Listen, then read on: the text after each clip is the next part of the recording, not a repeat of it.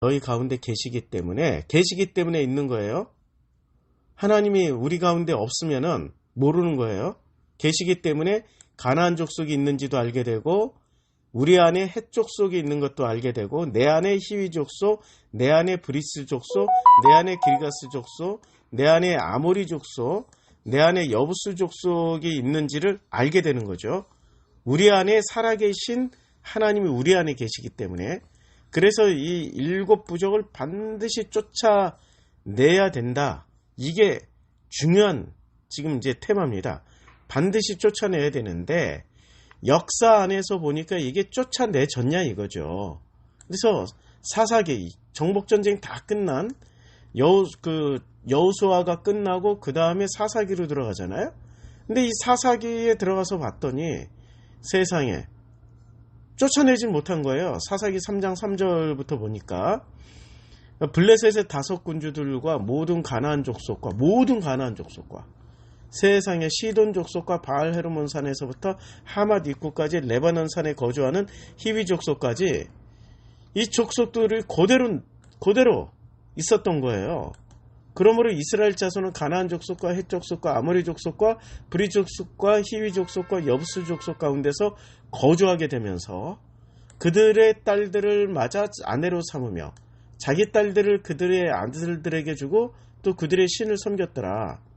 그들의 신을 섬겼어요. 이것을 3장 7절에서 이스라엘 자손이 여호와의 목전에 악을 행하여 자기들의 하나님 여호와를 잊어버리고 바알들과 아세라들을 섬긴지라 라고 지금 말씀하고 있는 거죠. 바알들과 아세라를 섬기는 걸로 이렇게 말씀하고 있습니다. 그러니까 이 장면이 창세기, 지난주 복습하는 겁니다. 창세기 6장에 가서 보면 하나님의 아들들이 사람의 딸들의 아름다움을 보고 자기들이 좋아하는 모든 여자를 아내로 삼는지라 라는 장면하고 같은 장면이 되는 거죠. 사사기 3장과 창세기 6장에 하나님의 아들들과 사람의 딸들과 자기들끼리 눈에 맞아서 결혼했고 이런 내용들이, 그래서 사사기 3장 6절이 그들의 딸들을 맞아. 그러니까 그들의 딸이 누구냐면 가나안 족속, 헷 족속, 아모리 족속, 브리스 족속, 히위 족속, 여부스 족속의 딸들을 맞아 아내로 삼으며. 그러니까 이건 그 구약 성경의 여호수아나 사사기로 보면 팩트란 말이에요. 가나안 족속, 헷 족속, 아모리 족속, 브리스 족속, 히위 족속, 여부스 족속을 제거하지 못했던 결과물로 이러한 일들이 일어났는데, 지금 신약 성경으로 넘어오면 우리 마음속에 가나안 족속이 제거가 안 돼 있고 헷 족속과 아모리 족속과 브리스 족속과 히위 족속과 여부스 족속이 제거가 안 된 상태로 살아가면은 어떻게 되냐? 우리는 결국에는 내 마음속에 있는 이런 것들을 가나안, 내 안에 거인 가나안, 내 안에 장사꾼, 계산 능력, 경제적인 헷 족속을 그들의 딸들을 아내로 삼으면서 그들의 딸들을, 그리고 자기 딸들, 그러니까 나의 어떤 그 결론들을 그들의 아들들에게 주고, 그러니까 이게 바로 혼음이고 간음이 되는 거죠. 그래서 이스라엘 자손이 여호와의 목전에 악을 행하며 하나님 여호와를 잊어버리고 바알과 아세라들을 섬긴다. 이것이 바로 음란이라는 거예요. 음란의 원인은 그냥 내 안에 있는 하나님이 주신 하나님의 형상대로 살지 못하고 가나안의 마음으로 살고 헷과 같은 마음으로 살고 아모리와 같은 마음으로 살고 브리스와 같은 마음으로 살고 히위와 같은 마음으로 살고 여부스와 같은 마음으로 사는 것이, 그게 바로 음란이라는 겁니다. 지난주에 했던 내용 복습하는 거죠. 그러면은 지난주에 헷 족속에 대해서, 사실 헷 족속이 굉장히 중요한 내용이라서 헷 족속을 좀 더 복습을 좀 하겠습니다. 이게 지금 헷 족속에 해당되는 지도거든요. 이게 히타이트 엠파이어로 영어로 되어 있단 말이에요. 이게 바로 헷 족속이에요. 요게 바로, 그러니까 헷 족속은, 자, 여기에 있는 요만큼, 요게 헷 족속인데, 헷 족속이 어떤 영향을 미쳤냐면, 헷 족속이 이렇게 가나안 땅으로부터 시작해가지고 이 빨간색으로 하니까 헷갈리죠? 노란색으로 하겠습니다. 요게 해족속의 원래 땅이었는데 이 터키에 있는 이 사람들이 제국을 이렇게 점점 넓혀갑니다. 어디까지 넓혀가요? 해족속이 가나안 땅, 여기가 가나안 땅이죠. 이집트 땅까지 해족속이 점차 넓혀갑니다. 그리고 이 해족속의 특징이 철을 다루는 사람들이에요. 그러니까 철계 문명의 우수한 힘을 가지고 주변국들을 정복해 나가는 겁니다. 철기 문화하고 청동검하고 싸우면 누가 이기겠어요? 뭐 말도 안 되는 거죠. 당연히 철기가 이기죠. 철하고 구리하고 부딪히면 아니 누가 이겨요? 철하고 구리하고 부딪히면. 자, 이 철기 문명이 얼마나 우수한 문명이었는지 보자고요. 투탕카멘 왕에게서 이제 이집트의 투탕카멘 그 무덤을 파헤쳤더니 거기서 황금검도 나왔지만 이렇게 철검이 나왔어요. 이게 지금 몇천 년이 지난 거예요. 5천 년이 지났는데도 철이 녹슬지 않고 남아있는 거예요. 이렇게. 이게 히타이트 제품이라는 거죠. 엄청나게 잘 만든 거예요. 자, 그런데 다른 지역에서 나온 철들을 보면은 이게 기원전 700년, 뭐 루리스탄검, 뭐 1000년 전 이렇게 다 녹슬어 버렸어요. 예, 녹슬어 버렸는데 세상에 히타이트가 만든 검은 멀쩡하다는 거죠. 자, 이 검을 하나 또 보여드릴게요. 이 검이 조금만 더 넘어가서 자, 투탕카멘의 단검과 철의 왕국 히타이트. 그러니까 이 검이 어디에 남아있냐면 투탕카멘 왕의 그 무덤에서 발견된 검인데요. 어때요? 지금 봐도 정말 끝내주게 예술품 아닙니까? 정말 멋있지 않습니까? 대단히 멋있는 이런 작품들. 그리고 이 검이 아직도 종이를 베면 종이가 베어지고 뭐를 베면 베어진다는 거죠. 그러니까 히타이트의 문명이 이런 철기 문명을 가지고 있었기 때문에 주변국들과 싸울 때 굉장한 위력을 발휘할 수 있었습니다. 주변국들하고 싸울 때 어떤 전쟁을 치르냐면 이제 마차를 이용할 때 이집트의 마차와 이 히타이트 해족속의 마차는 엄청난 차이가 있었어요. 자, 일단은 그 히타이트의 문명이 이렇게 발견이 됩니다. 그러니까 히타이트가 알라카휘크 단검, 뭐 이 단검 나오는 걸로 보니까 이집트까지 이렇게 점령을 했었던 거죠. 이집트까지 점령을 했고 이때 이 히타이트의 문명이 이 정도로 번성을 했었다는 겁니다. 지금 이 화면 자체가. 그리고 이 뼈를 이게 무덤을 파헤쳤더니 금관을 쓰고 있고 여기에 단검이 나오는 거예요. 그 히타이트의 단검이 이런 식으로. 그리고 이 단검에 이렇게 잘 만들었어요. 이게 몇천 년이 지났는데 녹이 안 쓴 겁니다.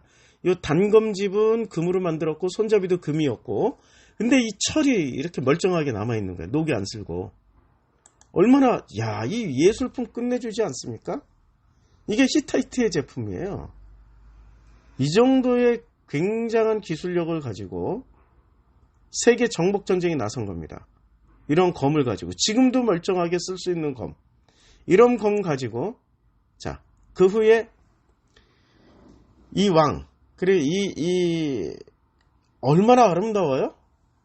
이 검, 철로 만든 검이 이건 검이고 요거는 이제 금으로 만들고 각종 청동이나 이런 장식을 했죠.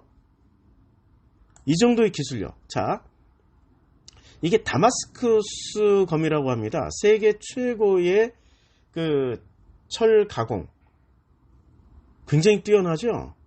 이게 이 무늬가 철에 자연적으로 생기게 만들어 놓은 아주 고급 기술입니다. 다마스쿠스 검. 우리는 니폰도가 세계 최고라고 생각하지만 그렇지 않아요. 세계 최고의 검은 다마스쿠스 검입니다. 자, 이제 이게 무슨 장면이냐면은 러시아의 푸틴이 김정은에게 선물을 주는 겁니다. 검을 선물로 주는 거예요. 히타이트 검을. 굉장한 거죠. 그만큼 지금 이 중동 지역에 게 아닌가 추측하는 예, 고고학자들이 예, 예, 많습니다. 히타이트 예. 제국의 아. 광개토대 예. 히타이트 제국의 이 광개토대왕 같은 사람이 슈필 룰리 우마 1세입니다. 예, 이 사람이. 예. 예, 그래서 히타이트 제국이 여기 이제 확장도예요.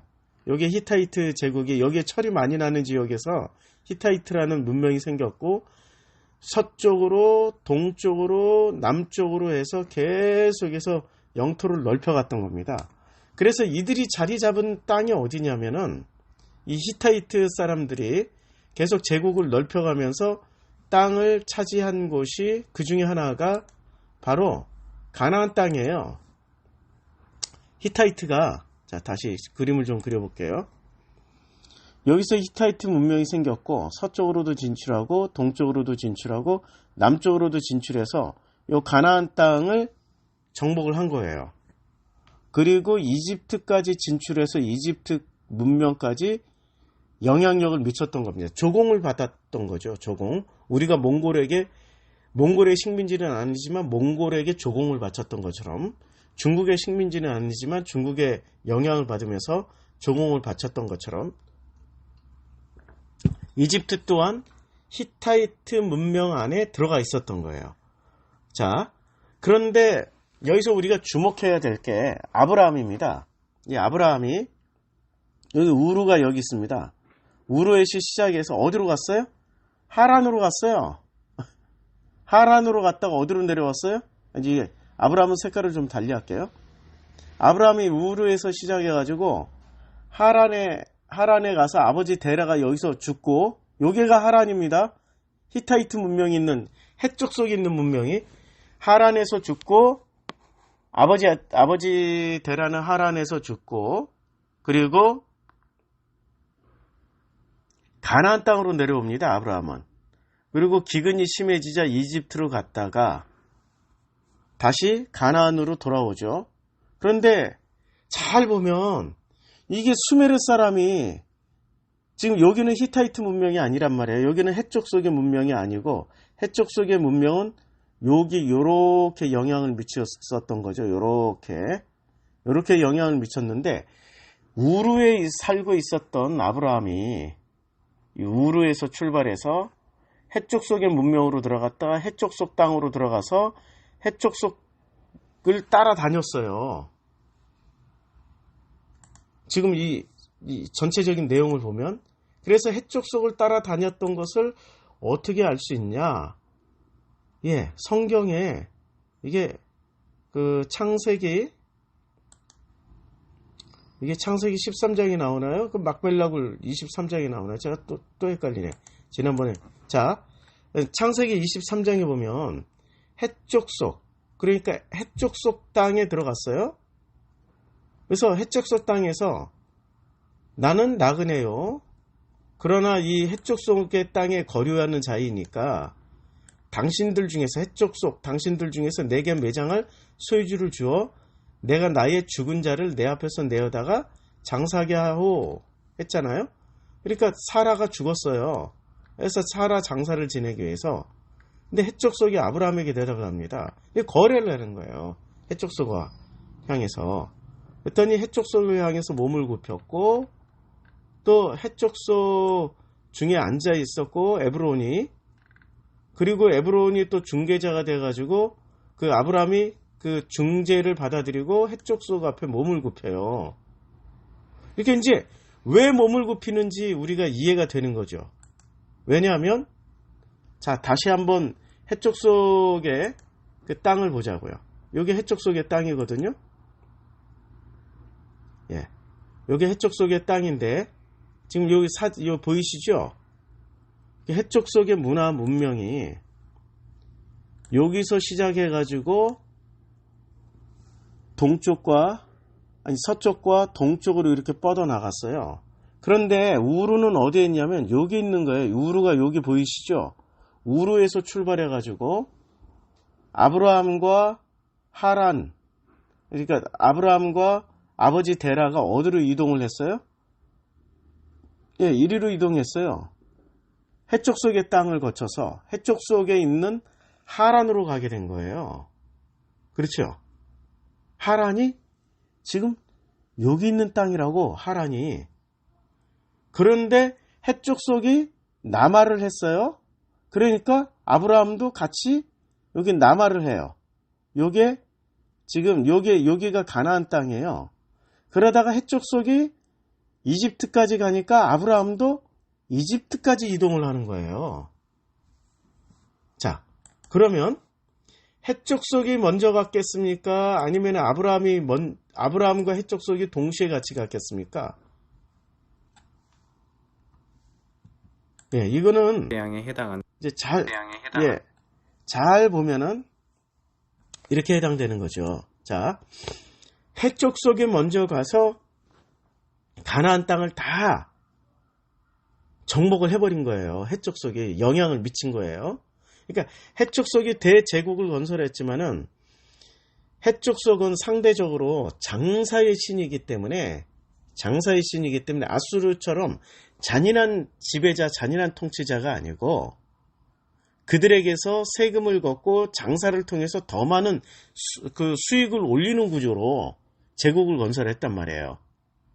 그러니까 대놓고 지배자가 아니라 이제 우리 일제 36년처럼 일제가 군대를 들여오고 일제가 우리들을 뭐 강제로 통치를 했잖아요. 그런 식의 통치가 아니고 해쪽 속은 장사와 무역으로 지배를 했다고요. 그리고 이미 그들의 무기는 철기 문화이기 때문에 지금 몇천 년이 지나도 썩지 않는, 녹슬지 않는 강력한 철기를 만들어낼 수 있었던 기술이 있기 때문에 그들은 언제든지 군대가 출병해서 제압을 할 수 있다고. 그러니까 그들이 공모를 바치는 한, 그들이 세금을 내는 한은 해쪽 속은 그들을 자유롭게 놔뒀다고요. 문제는 돈만 걷어들이면 되는 거야. 그러니까 가나안 땅이 어떤 지경이 됐냐면, 가나안 땅이 이 고대 사회에서는 이제 일반 지도로 들어왔어요. 어떤 상황이 됐냐면 해쪽 속으로 말미암아서, 그러니까 아시리아가 있기 전에 해쪽 속이 먼저 문화 문명을 만들었고요. 해쪽 속이 1등, 아시리아 2등, 바벨론 3등입니다. 이 문화 문명을 보면은 여기서 해쪽 속은 여기서 발생하고 아시리아는 여기서 발생하고 바벨론은 여기서 발생한 나라예요. 근데 이 해쪽 속의 문화 문명이 벌써 가나안과 이집트 땅에 굉장한 영향력을 미쳤어요. 그러면 우르에 살고 있었던 하란과 아브라함은 왜 해쪽 속 땅으로 갔냐면 여기가 풍요의 땅이잖아요. 강제력도 행사하지 않고 무력으로 진압하지도 않고, 마치 지금 통치를 누구처럼 하고 있냐면 해쪽 속이 미국처럼 통치하고 있는 거예요. 미국이 실질적인 세계 지배 국가거든요. 미국이 강력한 군사력을 바탕으로 해서 그런데 미국이 일본식으로, 옛날에 100년 전에 영국식으로, 프랑스식으로 식민지를 아예 대놓고 삼지를 않는다고요. 그런데 온갖 개입은 다 하잖아요. 그러면서 미국은 세계 최대의 부자가 되고 있잖아요. 해쪽 속이 그렇게 통치를 하고 있었어요. 그러니까 먹고 살려면 어디로 가야 돼요? 미국으로 이민 가는 수밖에 없잖아요. 그러니까 여기 우르에서 살고 있었던 데라와 아브라함은 해쪽 속의 땅으로 이민을 갔고, 여기서 데라는 가나안까지 가기를 원했으나, 이스라엘 가나안 땅까지 가기를 원했으나 데라는 하란에서 죽고 아브라함만 여기로 내려왔던 거예요. 근데 아브라함의 이동 경로가 이상하리만치 해쪽 속을 따라다닌다라는 거죠. 다시 해쪽 속의 땅으로 들어가고, 그리고 아브라함은 누구랑 지금 거래를 하고 있어요? 그 땅을, 막벨라구를 해쪽 속한테 사들이려고 하고 있단 말이에요. 이제 해쪽 속이 얼마나 중요한, 지금 가나안 땅에 중요한 그 포지션을 차지하고 있는지 이제 좀 감이 오시죠. 그리고 그들과 거래할 때 은 400세겔이나 주고 막벨라구를 사는 거예요. 은 400세겔을 달아 에브론에 주고 에브론의 밭 곧 그의 밭과 거기에 속한 굴과 그 밭과 그 주위에 둘린 모든 나무가 성문에 들어오는 모든 헷족속이 보는 데서 아브라함의 소유로 확정이 되는 거예요. 그러니까 거래를 하는데 이렇게 확실하게 거래를 한다는 거죠.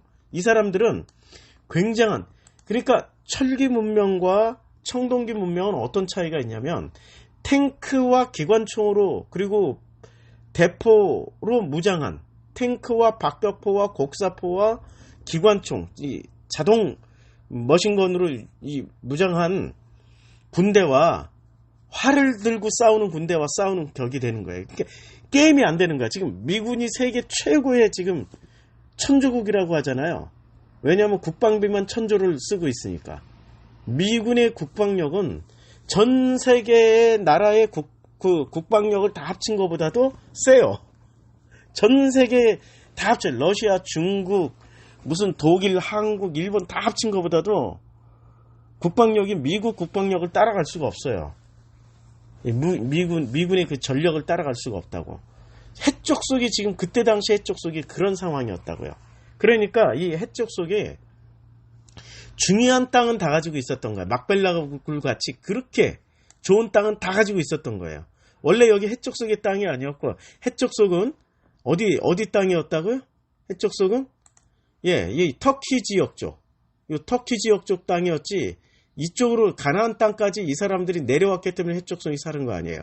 이집트까지 내려갔기 때문에 해적속이 사는 거 아니에요. 그러면 이집트는 이집트인들만 살았던 것이 아니라 해적속도 내려와, 아모리도 내려와, 그나스족도 내려와, 리비아 붓사람도 내려와, 여기에 그 수단, 에티오피아의 구스 사람들 내려와. 그러니까 이집트는 단일 민족이 살았던 지역이 아니라 여기에 온갖 잡족들이, 주변 사람들이 모여서 살게 된 다민족 사회였고, 가나안도 마찬가지로 다민족 사회였다는 거예요.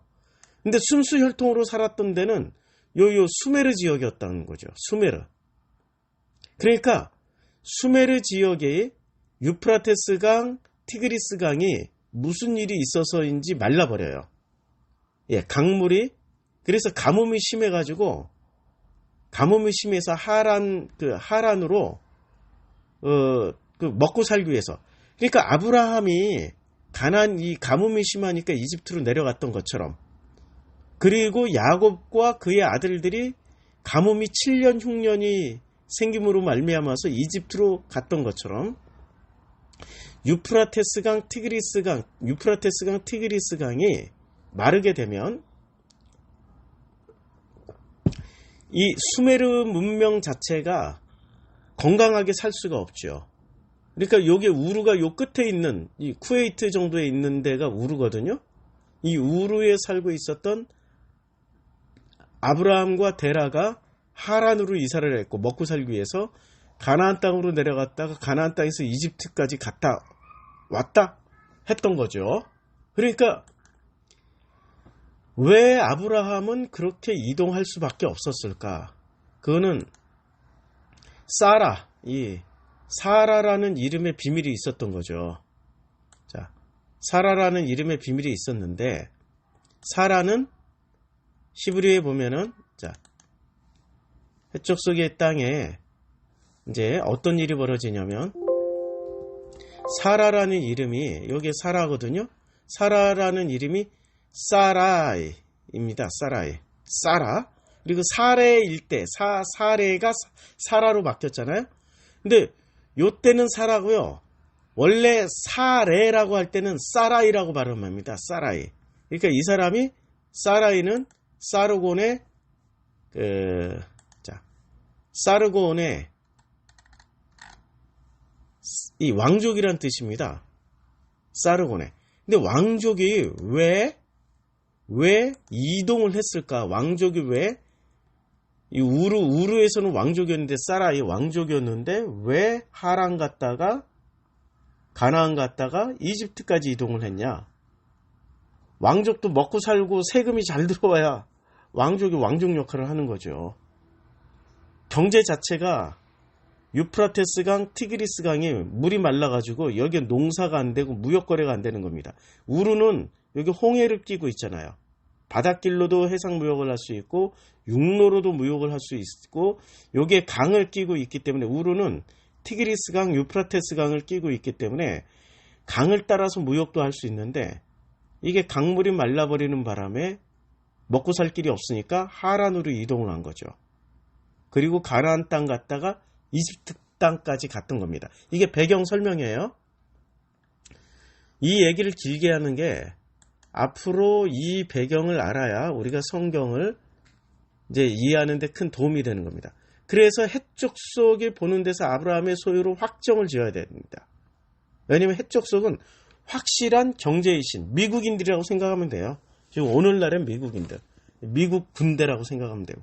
그 외에 아브라함이 그 아내 사라를 가나안 땅 마므레 앞 막벨라 밭굴에 장사하였더라. 이제 장사를 했어요. 그러니까 햇사람들은 다시 여호수아로 되돌아와요. 여호수아 3장에 그러면 여기서 내 안에 거인 가나안, 내 안에 거인이 가나안 족속이잖아요. 그럼 내 안에 계산 능력, 내 안에 정말 지배자, 전 세계의 지배자, 미국과 같은 해족속, 이것들이 제거당해야 되는 거죠. 그래서 심령이 가난한 자가 되어야 되는데 이건 내가 제거할 수 있는 게 아니에요. 하나님이 제거하시겠다는 거죠. 반드시 너희 앞에서, 여부수 족속을 너희 앞에서 반드시 쫓아내실 줄을 알라라고 했지요.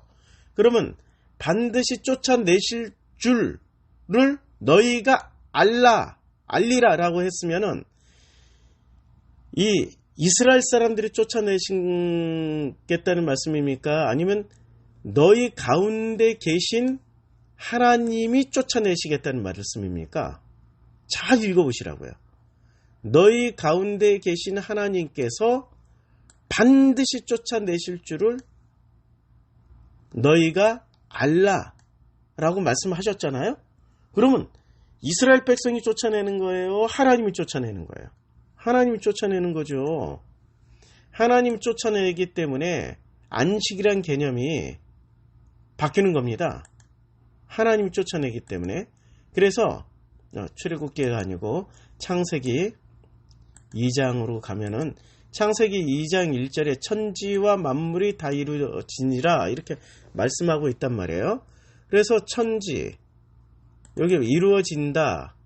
천지가 샤마임이, 그리고 그 땅이 예레찌고 만물이 콜이고, 그 다음에 이게 만물이라고 했잖아요. 요게 짜바예요. 근데 짜바는 놀랍게도 짜바라는 단어를 한번 보자고요.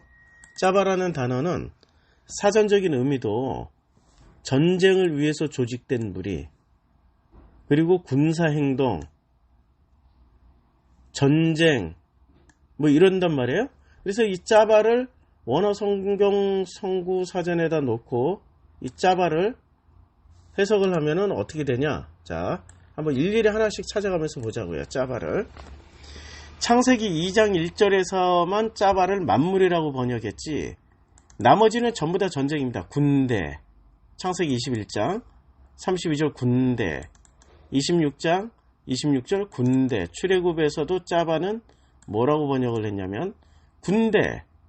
7장 4절도 군대, 12장 17절도 군대. 뭐 거의 대부분 짜바는 군대라고 번역을 해요. 그리고 민수기에서도 싸움, 전쟁이죠. 군대대로 그 전쟁에 나갈 사람들. 짜바는 군대나 전쟁으로 다 번역합니다. 싸움, 전쟁. 민수기, 싸움, 전쟁. 이게 싸움이 뭐 티격태격 싸우는 게 아니라 지금 민족 대 민족의 싸움이잖아요. 광해에 나온 족속들과 아모리 족속과의 그걸 싸움이라고 해요? 전쟁이라고 그래요? 전쟁이죠, 전쟁. 자, 싸움과 전쟁. 군대. 뭐 어디를 찾든지 짜바는 예외 없이 여기는 역사.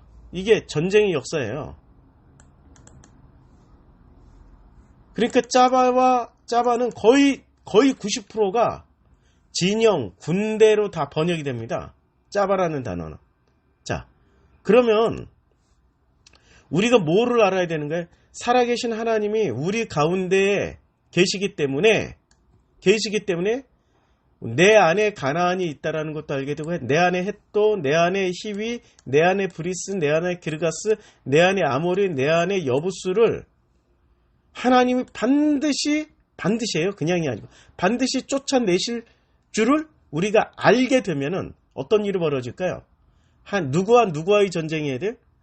여기는 지금 모양새는 지금 여호수아는 이스라엘 대 가나안 족속, 헷 족속, 브리스 족속, 기르가스 족속, 아모리 족속, 여부스 족속과의 싸움이지만 신약으로 넘어오면은 하나님과 내 안에 있는 가나안, 내 마음속에 있는 가나안, 내 마음속에 있는 헷 족속과의 전쟁이 일어난다는 얘기예요. 그래서 신명기가 중요한 겁니다. 신명기는 복과 저주가 그냥 하나야. 신명기 28장부터는. 신명기 28장에는 복과 저주가 하나라는 게 신명기 28장 5절에 내 광주리와 떡반죽 그릇이 복을 받을 것이며 라고 했는데, 이 15절 이후에 나가서 보면 17절에 또 내 광주리와 떡반죽 그릇이 저주를 받을 것이요. 16절 내가 성읍에서도 저주를 받으며 들에서도 저주를 받을 것이며 라고 얘기를 했던 것처럼, 성읍에서도 복을 받고 들에서도 복을 받을 것이며, 똑같은 문장에 복이란 단어를 저주로 바꾼 거예요. 그러니까 복과 저주는 이것은 무슨 말이냐면 하나다라는 얘기야. 하나다는 얘기야. 그러면 내 안에서 전쟁이 일어나는 게 저주일까요? 복일까요? 짜봐.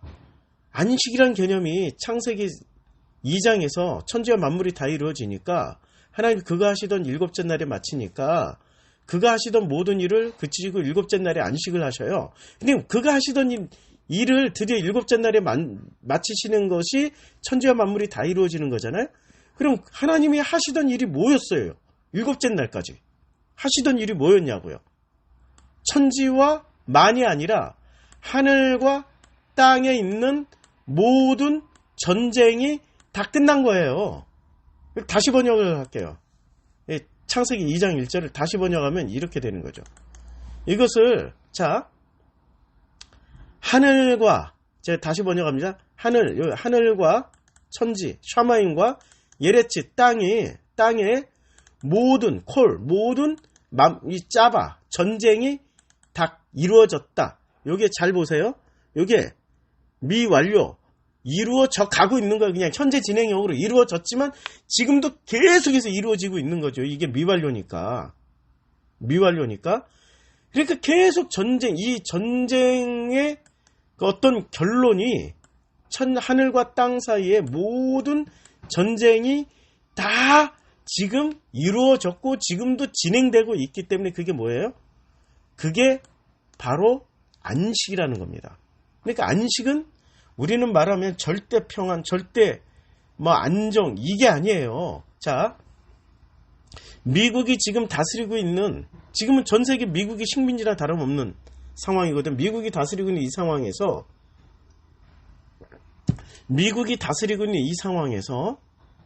우리는 유례 없는 평화를 누리고 있습니다. 유럽이 지금 놀랍게도 거의 70년 동안 전쟁을 안 하고 있어요. 유럽의 역사를 보면 유럽은 매년마다 전쟁을 치렀습니다. 100년 전쟁, 30년 전쟁. 유럽은 계속해서 유럽 내에서 전쟁이 없는 날은 단 한순간도 없었어요. 유럽이. 그런데 유럽 전체가 전쟁을 안 하고 있는 거는 놀랍게도 지금 현재 70여 년 2차 세계대전 이후에 대규모 전쟁이 없었다는 거예요. 누구 때문에? 미국 때문에. 누구 때문에? 미국 때문에. 마찬가지로 누구 때문에 먹고 살만하고 전쟁이 없었던 거예요? 헷족속 때문에. 헷족속 때문에 전쟁이 없었던 거예요.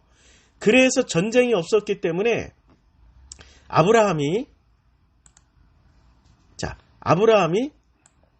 하란에서, 우르에서 출발해가지고 터키 여기 그 헷족속의 땅으로 갔다가 헷족속의 이른바 보이지 않는 식민지 가나안 땅에 가서 어디에 자리를 잡아요? 그것도 헷족속 땅에 자리를 잡잖아요.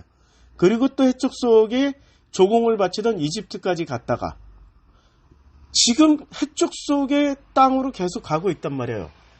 왜냐하면 이들이 미국과 같은 정책을 취했기 때문에 미국처럼 다녔다는 거예요. 그들을 따라 먹고 살기 위해서 신앙의 관점을 빼고 팩트로만 본다면은 먹고 살기 위해서. 그러나 이것을 신앙으로 다시 봤더니 어떤 일이 벌어집니까? 내 안에 팍스 로마나를 빼내라는 거죠. 그게 팍스 로마나 아닙니까? 그러니까 로마가 주신 평화는 어떤 평화예요? 아니, 로마가 주신 평화는 어떤 평화냐고요. 힘으로 제압을 해서 그냥 절대 평화를 만들어 놓잖아요. 그냥 한마디로 말해서 힘으로 제압을 해가지고 그 반란만 일으키지 않으면 평화를 줍니다. 세금만 바치면 평화를 줘요. 이게 로마의 평화였단 말이에요. 해쪽 속이 바로 그러한 평화를 꿈꾸고 있었던 거예요. 내가 지금 평화를 꿈꾸고 있었던 것이 혹시 해쪽 속이 만들어 놓은 평화를 꿈꾸고 있는 거 아닌지 그걸 점검하라는 거죠. 사실은 진짜 평안, 안식은 있잖아요. 짜바로 이루어집니다. 전쟁과 싸움과 군대로 이루어지는 게 천지 하늘과 땅에 있는 모든 전쟁이 다 이루어지고 있고 전쟁 진행 상황. 미완료니까. 이게 완료면은 참 좋은데 미완료기 때문에 계속 전쟁이 진행 중이란 말이에요. 지금 이게 지금 문법을 한번 보세요. 이 문법을 보면은 이게 지금 미완료란 말이에요. 여기 미완료. 예. 그러니까 놀랍게도 우리 안에 해쪽 속이 만들어주고 있었던 팍스 로마나 같은 평화가 아니라 하나님이 주시려고 하는 안식은 끊임없는 전쟁을 통해서 우리들에게 안식을 주시려고 합니다. 그래서 사사기에 보면 사사기 3장 블레셋 5군주들과 이스라엘 자손의 세대 중에 아직 전쟁을 알지 못하는 자들에게 그것을 가르쳐, 그것이 뭐예요? 안식을 가르쳐 알게 하려 하사 남겨두신 이방 민족들을, 그러니까 누가 남겨두셨어요? 이방 민족들을? 여호와께서 가나안의 모든 전쟁들을 알지 못한 이스라엘 사람들을 시험하시며 그러니까 여호와께서 이방 민족들을 남겨뒀어요. 세상에. 왜요? 아직 전쟁을 알지 못하는 그 후세대들을 위해서. 하나님이 제거하시겠다고 해놓고 하나님이 이방 민족들을 남겨버렸다고. 왜? 전쟁을 아직 경험하지 못했던 후손들을 위해서. 누구를 남겼어요? 모든 가나안 족속. 그리고 그들 중에 특별하게 뭐를 남겼어요? 가나안 족속, 헷 족속, 아모리 족속, 브리스 족속, 히위 족속, 여부스 족속 가운데 그들을 그대로 남겨둬 버렸어요. 그랬더니 어떻게 됩니까? 야, 딸들을 맞아 아내로 삼으며 이렇게 돼버리는 거죠. 제가 왜 우리 교회 신천지나 각종 이단들이 들어오는 것을 제가 그냥 다 허용하고 받아들이냐? 전쟁을 한번 치러보고 살아남아 보라고. 그랬더니 세상에 살아남지 못하고 그들에 의해서 낚여서 가. 낚여서 간 사람들이 뭐예요? 이거죠. 낚여간 사람들이 지금 현실 세계로 우리가 쉽게 설명하는 거예요. 제가 그들의 목전에서 악을 행하는 거죠. 악을 행하는데 어떤 식으로 악을 행하냐? 여호수아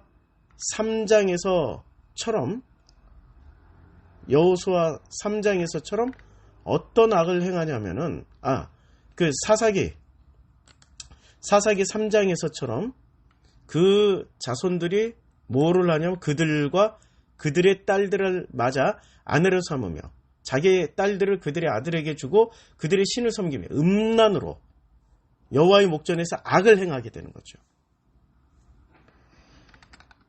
이 말씀을 알고 있기 때문에 제가 신천지 들어오는 거 그들이 그 정체를 드러내기 전까지는 그들도 변하게 되겠지라고 받아들였는데 지난 7년 동안.